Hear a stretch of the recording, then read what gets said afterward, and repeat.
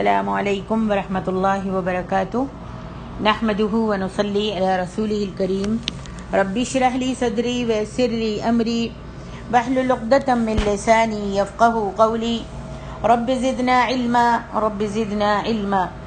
اللهم انا نسألك علما نافعا ورزقا واسعا وقلبا شاکرا ولسانا ذاکرا وعملا متقبلا آمین یا رب العالمین۔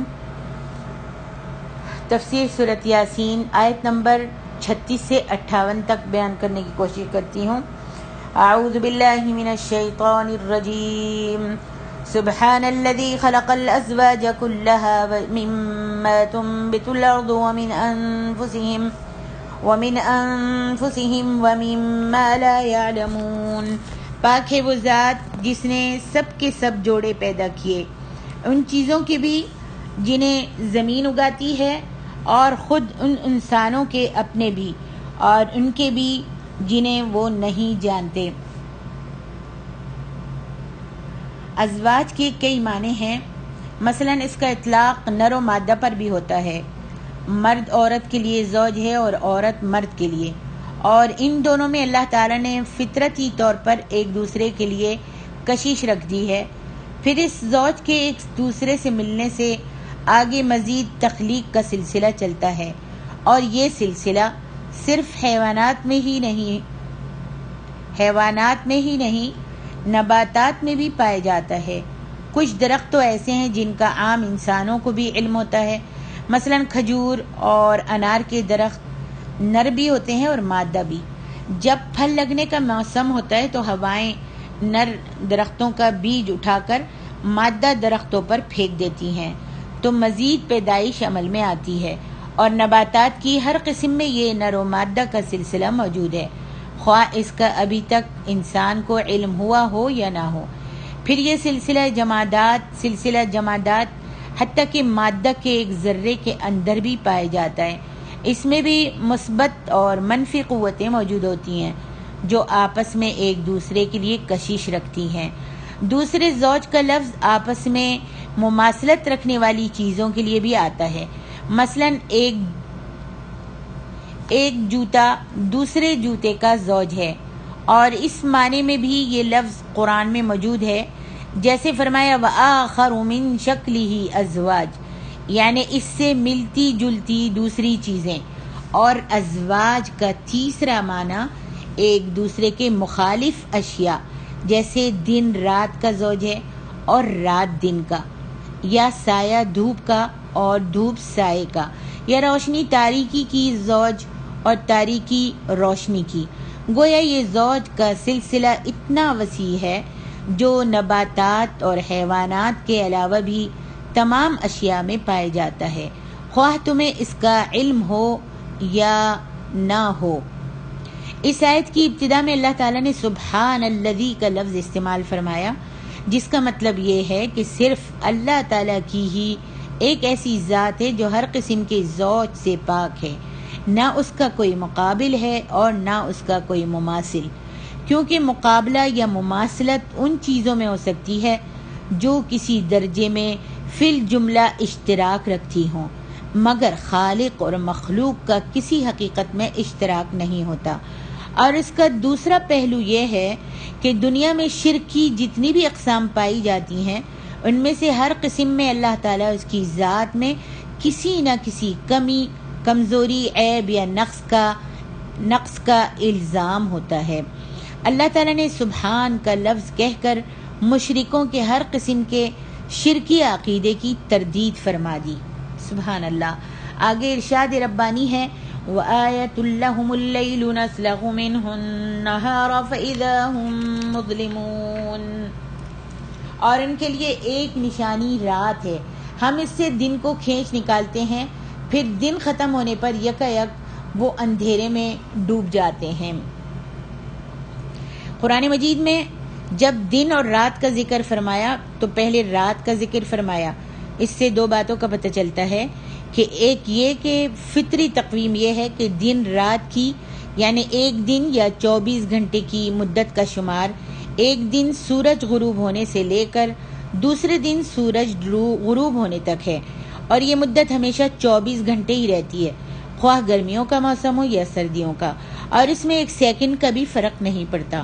اور دوسرے یہ کہ اصل چیز رات اور تاریکی ہی تھی۔ یہ اللہ کی رحمت ہے کہ اس نے تمہارے لیے سورج پیدا فرما کر روشنی کا بھی انتظام فرما دیا، اور اس میں تمہارے لیے اور بھی بے شمار فائدے رکھ دیے، حتیٰ کہ اگر اللہ تعالیٰ رات اور دن کا یہ انتظام نہ فرماتے تو اس زمین پر نہ کوئی نباتات اگ سکتی تھی اور نہ ہی کوئی جاندار زندہ رہ سکتا تھا۔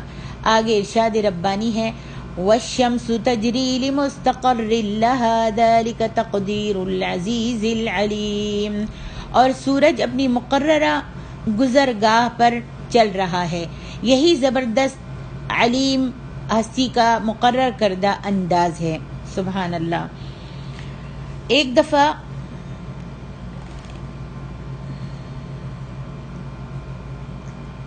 الف لام کا ایک مطلب تو یہ ہے کہ جس طرح فضا میں دوسرے تمام سیارے اپنے اپنے مدار پر گردش کر رہے ہیں، اسی طرح سورج بھی اپنے مدار یا اپنی مقررہ گزرگاہ پر چل رہا ہے۔ اور دوسرا مطلب یہ ہے کہ جب تک اللہ تعالیٰ جو ہر چیز پر غالب اور اپنی مخلوقات کے تمام تر حالات سے واقف ہے، چاہے گا یہ سورج اسی طرح اپنی مقررہ گزرگاہ پر چلتا رہے گا، جیسا کہ اس حدیث سے واضح ہے۔ ایک دفعہ خود نبی علیہ السلام نے حضرت ابو ذر سے پوچھا، جانتے ہو کہ سورج غروب ہونے کے بعد کہاں جاتا ہے؟ حضرت ابو ذر کہنے لگے، اللہ اور اس کا رسول ہی بہتر جانتے ہیں۔ آپ نے فرمایا، سورج غروب ہونے پر اللہ تعالیٰ کے عرش کے نیچے سجدہ ریز ہو جاتا ہے۔ سورج غروب ہونے پر اللہ تعالیٰ کے عرش کے نیچے سجدہ ریز ہوتا ہے اور دوسرے دن طلوع ہونے کا اذن مانگتا ہے تو اسے اذن دے دیا جاتا ہے۔ پھر ایک دن ایسا آئے گا کہ اس سے کہا جائے گا کہ جدھر سے آئے ہے ادھر ہی لوٹ جا، پھر وہ مغرب سے طلوع ہوگا۔ پھر نبی علیہ السلام نے یہ آیت پڑھی۔ اس حدیث سے دو باتیں معلوم ہوئیں، ایک یہ کہ سورج اور اسی طرح دوسرے سیاروں کی گردش محض کشش، ثقل اور مرکز گریز قوت کا نتیجہ نہیں، بلکہ اجرام فلکی اور ان کے نظام پر اللہ حکیم و خبیر کا زبردست کنٹرول ہے کہ ان میں نہ تو تصادم و تزاحم ہوتا ہے اور نہ ہی ان کی مقررہ گردش میں کمی پیشی آتی ہے، اور یہ سب اجرام اللہ کے حکم کے تحت گردش کر رہے ہیں۔ دوسرے یہ کہ قیامت سے پہلے ایک ایسا وقت آنے والا ہے جب سورج مغرب سے طلوع ہوگا، اس کے بعد نظام کائنات بگڑ جائے گا۔ آج کا مغرب زدہ طالب علم سورج کے طلوع و غروب ہونے اور عرش کے نیچے جا کر دوبارہ طلوع ہونے کی اجازت مانگنے کا مذاق اڑاتے ہیں اور کہتے ہیں کہ سورج تو اپنی جگہ پر قائم ہے اور ہمیں جو طلوع و غروب ہوتا نظر آتا ہے تو یہ محض زمین کی محوری گردش کی وجہ سے ہے، حالانکہ اللہ کا عرش اتنا بڑا ہے کہ ایک سورج کی کیا بات ہے، کائنات کی ایک ایک چیز اس کے عرش کے تلے ہے، اور جن و انس کے سوا ہر چیز اس کے ہاں سجدہ ریز یا اللہ کی طرف سے سپرد کردہ خدمت سر انجام دینے پر لگی ہوئی ہے۔ سبحان اللہ۔ آگے ارشاد ربانی ہے، وَالْقَمَرَ قَدَّرْنَاهُ مَنَازِلَ حَتَّى عَادَ كَالْعُرْجُونِ الْقَدِيمِ، اور چاند کی ہم نے منزلیں مقرر کر دی ہیں تاکہ وہ کھجور کی پرانی ٹہنی کی طرح ہو جائے، پرانی ٹہنی کی طرح رہ جاتا ہے۔ لَلشَّمْسُ يَنبَغِي لَهَا أَن تُدْرِكَ الْقَمَرَ وَلَا اللَّيْلُ سَابِقُ النَّهَارِ وَكُلٌّ فِي فَلَكٍ يَسْبَحُونَ، نہ تو سورج سے یہ ہو سکتا ہے کہ وہ چاند کو جا پکڑے، اور نہ ہی رات دن پر سبقت لے جاتی ہے، سب اپنے اپنے مدار پر تیزی سے رواں دواں ہیں۔ سورج ہمیشہ مشرق سے طلوع ہو کر شام کو مغرب میں غروب ہو جاتا ہے اور اس کی شکل بھی ایک ہی جیسی رہتی ہے، لہذا اس کے معمول میں کبھی فرق نہیں آتا، جبکہ چاند کا مسئلہ اس سے یکسر مختلف ہے۔ وہ کسی بھی قمری مہینے کی ابتدا میں مغرب کی سمت نمودار ہوتا ہے اور بالکل ایک پھانک سی نظر آتا ہے، جسے قرآن نے کھجور کی پرانی اور خشک ٹہنی سے تشبیہ دی ہے اور اسے ہلال کہتے ہیں۔ دوسرے دن یہ ذرا موٹا بھی ہو جاتا ہے اور مشرق کی طرف ہٹ کر نمودار ہوتا ہے۔ اسی طرح یہ روز موٹا ہوتا جاتا ہے اور شکلیں بدلتا رہتا ہے اور چاند بنتا جاتا ہے، حتیٰ کہ 7 دن بعد عین سر پر طلوع ہوتا ہے اور نصف دائرے کی شکل اختیار کر لیتا ہے۔ پھر 14ویں دن مشرق سے طلوع ہوتا ہے اور پورا گول ہو جاتا ہے، گویا ہر روز وہ نئی شکل بدلتا ہے اور ہر روز اس کی منزل جدا گانا ہوتی ہے۔ پھر یہ گھٹنا شروع ہو جاتا ہے، پھر پہلے کی طرح پھانک کی شکل اختیار کر لیتا ہے۔ یہی اللہ تعالیٰ کی طرف سے چاند کے لیے مقرر کردہ منزلیں ہیں۔ آگے ارشاد ربانی ہے، لَلشَّمْسُ يَنبَغِي لَهَا أَن تُدْرِكَ الْقَمَرَ وَلَا اللَّيْلُ سَابِقُ النَّهَارِ وَكُلٌّ فِي فَلَكٍ يَسْبَحُونَ۔ نہ سورج کے یہ لائق ہے کہ وہ چاند کو پالے اور نہ رات دن سے پہلے آ سکتی ہے، اور ہر ایک اپنے اپنے مدار پر تیرتا پھرتا ہے۔ سبحان اللہ۔ اس جملے کے 2 مطلب ہیں، ایک یہ کہ سورج چاند کی نسبت بڑا سیارہ ہے، سورج چاند کی نسبت بڑا سیارہ ہے، اس کی کشش ثقل بھی چاند کی نسبت بہت زیادہ ہے، تاہم یہ ممکن نہیں کہ سورج چاند کو اپنی طرف کھینچ لے، نہ ہی یہ ممکن ہے کہ اس کے مدار میں جا داخل ہو، اور دوسرا مطلب یہ ہے کہ یہ بھی ممکن نہیں کہ رات کو چاند چمک رہا ہو اور اسی وقت سورج طلوع ہو جائے۔ اسی طرح یہ بھی ممکن نہیں کہ دن کی مقررہ مدت ختم ہونے سے پہلے ہی رات آ جائے، اور جتنا وقت دن کی روشنی کے لیے مقرر ہے ان میں رات یکایک اپنی تاریکیوں سمیت موجود ہو۔ آگے ارشاد ربانی ہے، کل فی فلک یسبحون للشمس ينبغي لها ان تدرك القمر ولا الليل سابق النهار وكل في فلك يسبحون۔ سبح کے معنی پانی یا ہوا میں نہایت تیز رفتاری سے گزر جانا یا تیرنا، اور فلک کے معنی سیاروں کے مدارات یا ان کی گزرگاہیں ہیں۔ اس آیت میں پہلے صرف سورج اور چاند کا ذکر فرمایا، پھر کل کا لفظ استعمال فرمایا جو جمع کے لیے آتا ہے۔ اس سے معلوم ہوتا ہے کہ سورج اور چاند کے علاوہ باقی تمام سیارے بھی فضا میں تیزی سے گردش کر رہے ہیں، اور چونکہ ہماری زمین میں ایک سیارہ ہے لہذا یہ اب محو گردش ہے۔ البتہ زمین کی گردش کے متعلق چند مخصوص وجوہ کی بنا پر استثناء ممکن ہے، اور زمین کی گردش کے متعلق آج تک 4 نظریے بدل چکے ہیں۔ آگے ارشاد ربانی ہے، وَآیَةٌ لَهُمْ أَنَّا حَمَلْنَا ذُرِّيَّتَهُمْ فِي الْفُلْكِ الْمَشْحُونِ وَخَلَقْنَا لَهُم مِّن مِّثْلِهِ مَا يَرْكَبُونَ وَإِن نَّشَأْ نُغْرِقْهُمْ فَلَا صَرِيخَ لَهُمْ وَلَا هُمْ يُنقَذُونَ إِلَّا رَحْمَةً مِّنَّا وَمَتَاعًا إِلَىٰ حِينٍ۔ اور ان کے لیے ایک نشانی یہ ہے کہ بے شک ہم نے ان کی نسل کو نوح کی بری ہوئی کشتی میں سوار کیا، اور ہم نے ان کے لیے ویسی ہی اور چیزیں پیدا کی جن پر وہ سوار ہوتے ہیں، اور اگر ہم چاہیں تو انہیں غرق کر دیں، پھر نہ تو کوئی ان کی فریاد سننے والا ہوگا اور نہ وہ چھڑائے ہی جائیں گے، مگر ان کی نجات ہماری رحمت ہی سے ہے اور ایک مدت تک فائدہ اٹھانے کے لیے ہے۔ بری ہوئی کشتی سے مراد وہ کشتی ہے جو حضرت نوح علیہ السلام نے اللہ تعالیٰ کی ہدایت کے مطابق طوفان سے پہلے بنائی تھی، جس میں حضرت نوح علیہ السلام کے علاوہ تمام ایماندار، ان کا سامان، خرد و نوش، ہر قسم کے جاندار کا ایک ایک جوڑا لدا ہوا تھا، جس سے یہ کشتی بھر گئی تھی، اور اس میں گویا پوری بنی نوع انسان لدی ہوئی تھی۔ وہ یوں کہ جتنے بھی انسان موجود ہیں سب کے سب ان کشتی میں سوار لوگوں کی اولاد ہیں۔ من مثلہ سے مراد یہ بھی لیا جا سکتا ہے وَخَلَقْنَا لَهُم مِّن مِّثْلِهِ مَا يَرْكَبُونَ۔ من مثلہ سے مراد یہ بھی لیا جا سکتا ہے کہ حضرت نوح علیہ السلام کی کشتی جیسی کشتی بنانا انسان نے سیکھ لیا، جس کی تعلیم اللہ تعالیٰ نے دی تھی۔ اس لحاظ سے حضرت نوح علیہ السلام ہی کشتی یا جہاز کے موجد ہیں۔ اور یہ مراد بھی لی جا سکتی ہے کہ کشتی جیسی کوئی اور چیز یا چیزیں بھی پیدا کی، اور اس سے مراد وہ تمام سواریاں بھی لی جا سکتی ہیں جو سمندر یا خشکی یا فضا میں چلتی ہیں اور انسان ان پر سوار ہوتا ہے۔ آگے ارشاد ربانی ہے وَإِن نَّشَأْ نُغْرِقْهُمْ فَلَا صَرِيخَ لَهُمْ وَلَا هُمْ يُنقَذُونَ۔ سمندر میں انسان کی کشتی پر سوار ہو کر سفر کرنے کے منظر کو قرآن مجید نے متعدد مقامات پر اپنی نشانی کے طور پر پیش کیا ہے۔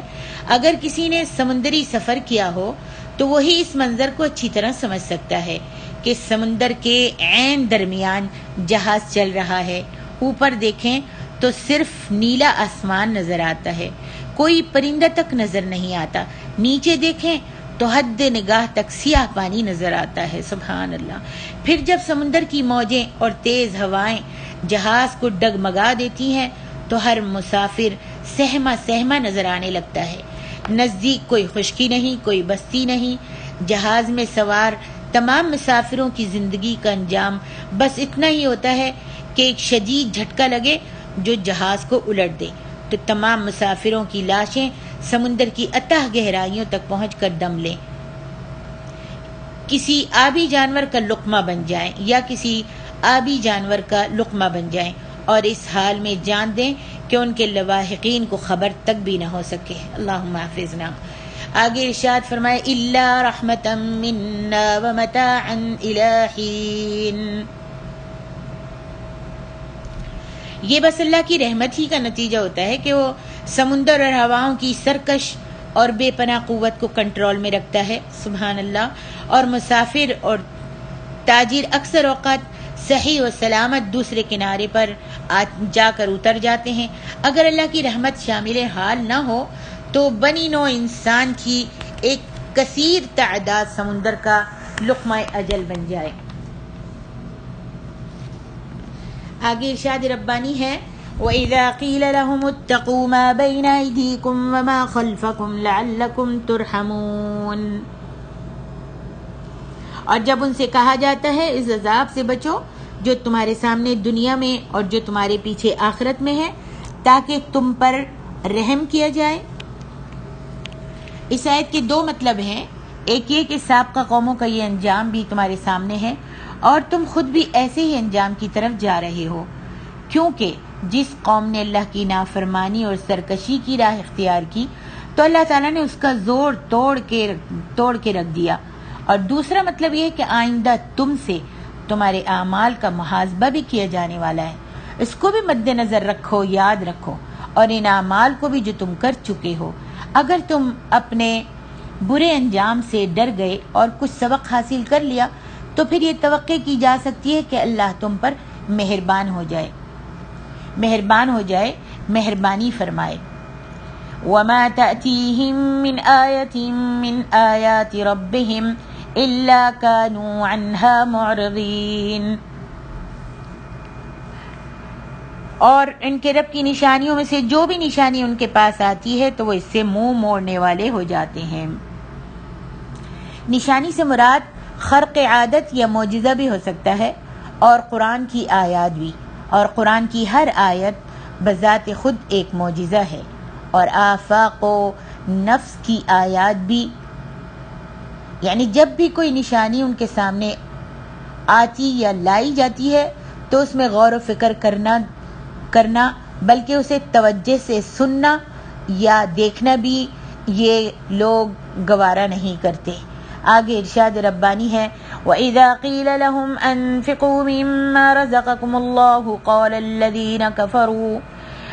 الَّذِينَ كَفَرُوا لِلَّذِينَ آمَنُوا أَنُطْعِمُ مَن لَّوْ يَشَاءُ اللَّهُ أَطْعَمَهُ إِنْ أَنْتُمْ إِلَّا فِي ضَلَالٍ مُّبِينٍ۔ اور جب انہیں کہا جاتا ہے کہ اللہ نے تمہیں رزق دیا ہے، اس میں سے اس کی راہ میں خرچ کرو۔ تو کافر ایمان والوں کو یوں جواب دیتے ہیں کہ کیا ہم اسے کھلائیں جسے اگر اللہ چاہتا تو خود ہی کھلا سکتا تھا؟ تم تو صریح گمراہی میں پڑ گئے ہو۔ یہ ہے ان کی ہٹ دھرمی۔ لوگوں کی سمجھانے والی بات جو ہے وہ کچھ بھی نہیں سمجھتے اور جانتے کہ غریبوں کی مدد کرنا، اگر لوگ سمجھاتے ہیں تو وہ نہیں سمجھتے کہ غریبوں کی مدد کرنا بڑا اچھا اور نیک کام ہے۔ امیری ہو یا غریبی، اللہ ہر حال میں سب کی آزمائش کرتا ہے۔ امیروں کی اس طرح کہ وہ غریبوں کو کچھ دیتے ہیں یا نہیں، امیروں کی اس طرح آزمائش ہوتی ہے کہ وہ غریبوں کو کچھ دیتے ہیں یا نہیں، اور غریبوں کی اس طرح آزمائش ہوتی ہے کہ وہ اس حال میں صبر اور اللہ کا شکر ادا کرتے ہیں یا نہیں۔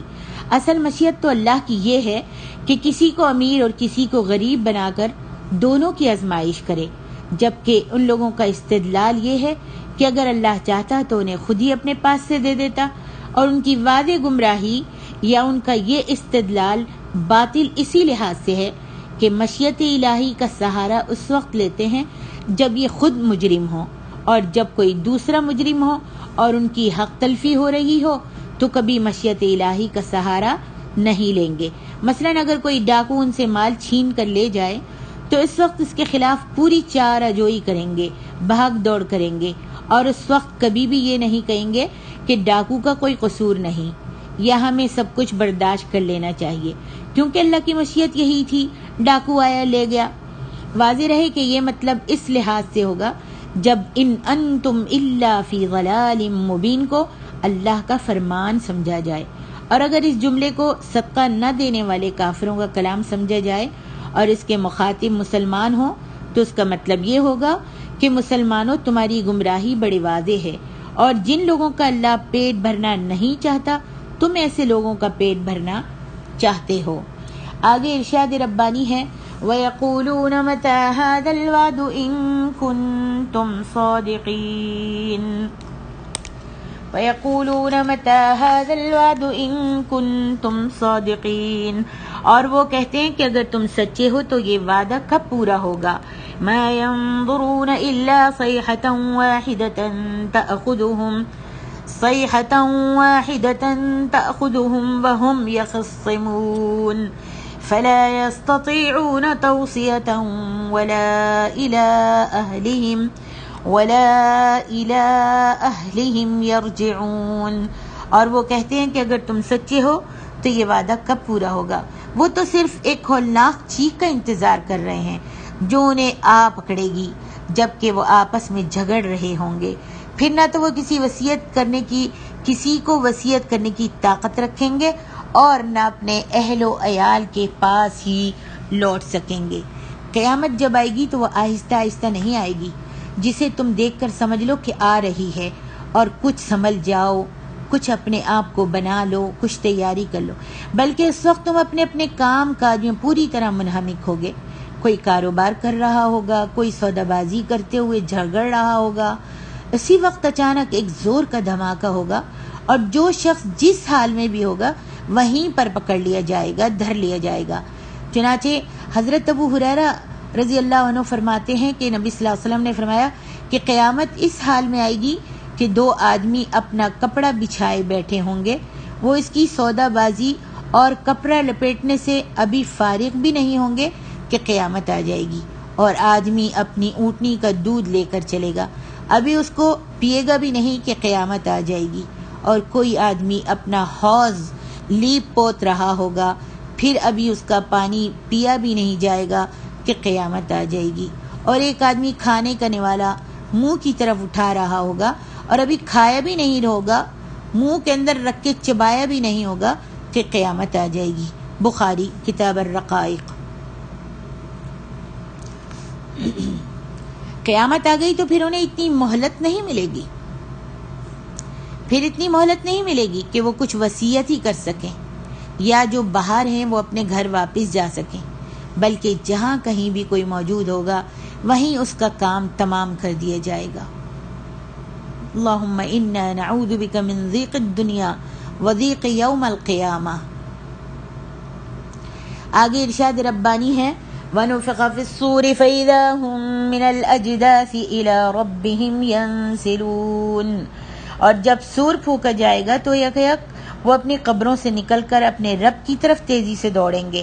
قالوا یا ویلنا من بعثنا من مرقدنا هذا ما وعد الرحمن وصدق المرسلون، وہ کہیں گے ہائے ہماری بربادی، کس نے ہماری خوابگاہ سے اٹھا دیا، یہی تو ہے جو رحمان نے وعدہ کیا تھا اور رسولوں نے سچ کہا تھا. ان كانت الا صيحة واحدة فاذا هم جميع لدينا محضرون، وہ تو بس ایک ہولناک چیخ ہوگی، پھر یک یک وہ سب ہمارے سامنے حاضر کر دیے جائیں گے. نفخہ سور اول سے یعنی پہلے نفخے سے تمام لوگ بے ہوش ہو جائیں گے اور اسی بے ہوشی کے عالم میں ہی ان کی موت واقع ہوگی. پھر جب دوسری مرتبہ سور پھونکا جائے گا تو وہ قبروں سے اٹھ کر کھڑے ہوں گے. اس وقت یہ معلوم نہیں ہو سکے گا کہ کیا حادثہ پیش آیا تھا اور وہ اس وقت کہاں کھڑے ہیں. جیسے کسی شخص کا بس سے ایکسیڈنٹ ہو جائے تو وہ بے ہوش ہو جائے اور اسے ہسپتال پہنچا دیا جائے، پھر جب وہ کچھ مدت بعد ہوش میں آتا ہے اور آنکھیں کھولتا ہے تو اس وقت وہ یہ دیکھتا ہے کہ میں اس وقت کہاں ہوں اور کیسے یہاں پہنچ گیا ہوں. اسے اپنی بے ہوشی کی بھی کچھ خبر نہیں ہوتی. یہی حال ان لوگوں کا ہوگا. وہ بالکل اجنبی اور دہشت ناک ماحول دیکھ کر پہلی بات جو کریں گے وہ یہ ہوگی، ہم تو آرام سے پڑے ہوئے تھے، ہم تو سو رہے تھے، ہمیں کس نے جگا دیا. وہ یہی کہیں گے. سب سے پہلی بات یہ ہوگی قالوا یا ویلنا من بعثنا من مرقدنا هذا، ہم کو کس نے جگا دیا، ہم تو آرام سے سوئے تھے. انہیں کچھ اپنی موت سے پہلے کی بھی کوئی خبر ذہن میں نہیں آئے گی، نہ عذاب قبر ہی ان کو یاد رہے گا. وہ قیامت کی ہولناکیوں کے مقابلے میں اسے بھی بس ایک خواب ہی سمجھیں گے. اللہ اکبر. آگے ارشاد ربانی ہے قالوا یا ویلنا من بعثنا من مرقدنا هذا ما وعد الرحمن وصدق المرسلون ان كانت الا صيحة واحدة فإذا هم جميع لدينا محضرون. اس جملے کا ایک پہلو یہ ہے کہ جب وہ اس ماحول کو سمجھنے کے لیے اپنے ذہن پر زور ڈالیں گے تو انہیں فوراً خود بخود یہ معلوم ہو جائے گا کہ یہ تو وہی چیز ہے جو رسول ہمیں کہا کرتے تھے، جس کی ہم کو رسول دعوت دیا کرتے تھے اور جس دن کا ہم کو رسول بتایا کرتے تھے اور ہم اس کا انکار کر دیا کرتے تھے. دوسرا پہلو یہ ہے کہ ان کی اس سراسیمگی کی حالت میں اہل ایمان یا فرشتے انہیں مطلع کریں گے. مومن لوگ جو وہاں پر ان کے ساتھ اٹھے ہوں گے اور کھڑے ہوں گے وہ ان کو بتائیں گے کہ یہی تو وہ دن ہے جس کا اللہ نے تم لوگوں سے وعدہ کیا تھا، اور جب بھی رسول تمہیں اللہ کے اس وعدے اور اس قیامت کے دن سے ڈراتے تھے تو ہر بار تم یہی کہہ دیتے تھے کہ وہ کب ہوگا. وَيَقُولُونَ مَتَىٰ هَٰذَا الْوَعْدُ، وہ کب ہوگا. سو آج تم اپنی آنکھوں سے وہ دن دیکھ رہے ہو اور دیکھ لو. آگے ارشاد فرمایا فَالْيَوْمَ لَا تُظْلَمُ نَفْسٌ شَيْئًا وَلَا تُجْزَوْنَ إِلَّا مَا كُنتُمْ تَعْمَلُونَ. جب انہیں صحیح صورتحال کا علم ہو جائے گا تو فرشتے انہیں دھکیل کر میدان محشر کی طرف لے جائیں گے اور وہ مجرموں کی طرح اللہ کے حضور جواب دہی کے لیے پیش کر دیے جائیں گے، اور ساتھ ہی انہیں یہ بتا دیا جائے گا کہ تم دنیا میں جیسے اعمال کر کے آئے ہو نا ویسا ہی تمہیں بدلہ یہاں پر دیا جائے گا. تاہم یہ یقین رکھو کہ تمہیں تمہارے جرائم سے زیادہ سزا نہیں دی جائے گی، جو تم نے کیا ہے وہی تم کو دیا جائے گا. آج کے دن لا تظلم نفس شیئا، کسی نفس پر کچھ بھی ذرہ جتنا بھی ظلم نہیں کیا جائے گا. اللہ اکبر. آگے ارشاد ربانی ہے ان اصحاب الجنت اليوم فی شغل فاکہون هم وازواجهم فی ظلال علی الارائک متکئون لهم فیها فاکہۃ ولهم ما یدعون سلام قولا من رب الرحیم. بے شک اہل جنت آج ایک شغل میں خوش خرم ہوں گے، وہ اور ان کی بیویاں سایوں میں تختوں پر ٹیک لگائے ہوئے ہوں گی. ان کے لیے وہاں ہر قسم کے پھل ہوں گے اور ان کے لیے وہ ہوگا جو وہ مانگیں گے. انہیں نہایت مہربان رب کی طرف سے سلام کیا جائے گا، کہا جائے گا. اللہ اکبر. اللہم اجعلنا منہم. یہاں اللہ تبارک و تعالیٰ نے اپنی سنت کے مطابق مجرموں کے ساتھ اپنے فرما برداروں کا اور ان کے احسن اجر کا ذکر فرمایا ہے، اور ساتھ ہی یہ بھی فرما دیا کہ مجرموں سے ابھی جواب طلبی اور حساب لینے کا کام باقی ہوگا، مگر اس وقت اہل جنت میں داخل ہو چکے ہوں گے. ان میں سے کچھ ایسے ہوں گے جو بلا حساب و کتاب جنت میں داخل ہوں گے، یا رب اجعلنا منہم، اور بعض دوسروں سے آسان اور سرسری سا ہلکا پھلکا سا حساب لے کر انہیں جنت میں داخل کر دیا جائے گا، داخل کیا جا چکا ہوگا. وہاں وہ خوشحال زندگی گزار رہے ہوں گے، ٹھنڈی چھاؤں میں ان کے تخت بچھائے گئے ہوں گے، وہ اور ان کی بیویاں آمنے سامنے تکیہ لگائے ہوئے بیٹھی ہوں گی، ہر قسم کے میوے اور پھل ان کے پاس حاضر ہوں گے. اس کے علاوہ جس چیز کی بھی وہ آرزو کریں گے فوراً ان کے لیے حاضر کر دی جائے گی. ان اہل جنت کے مہربان پروردگار کی طرف سے انہیں سلام بھی کہا جائے گا، خواہ یہ اللہ کی طرف سے سلام ہو یا فرشتوں کی وساطت سے سلام ہو، یا بلا واسطہ اللہ تعالیٰ ان سے خطاب فرمائے، کیونکہ عالم آخرت کے احوال عالم دنیا جیسے نہیں ہوں گے. اس دنیا میں کوئی شخص اللہ تعالیٰ کو اپنی ظاہری آنکھوں سے نہیں دیکھ سکتا، مگر جنت میں اہل جنت اللہ تعالیٰ کو یوں دیکھ سکیں گے جیسے یہاں ہم چاند کی طرف دیکھتے ہیں اور ہمیں راحت محسوس ہوتی ہے. اس دنیا میں اللہ کو کسی نے نہیں دیکھا. البتہ اللہ تعالیٰ نے حضرت موسیٰ علیہ السلام سے براہ راست بلا واسطہ کلام ضرور کیا ہے، لہٰذا عالم آخرت میں اللہ تعالیٰ کا اہل جنت سے اور اہل جنت کا اللہ تعالیٰ سے ہم کلام ہونا بدرج اولا ممکن ہے ہوگا انشاءاللہ. اللہم اجعلنا منہم. اللہ تعالیٰ ہم کو اپنا دیدار قیامت والے دن نصیب فرمائے، اور ہم سب کو آج ہم قرآن مجید کا یہ ترجمہ پڑھ رہے ہیں. یا رب العالمین، مجھ کو بھی اور آپ سب کو بھی، جو میری آواز کو سن رہا ہے اور اس تفسیر کو سن رہا ہے، اللہ ہم سب کو جنت الفردوس میں ایک ساتھ ملنا نصیب فرمائے، داخلہ نصیب فرمائے، ہمارے لیے آسانیاں فرما دے.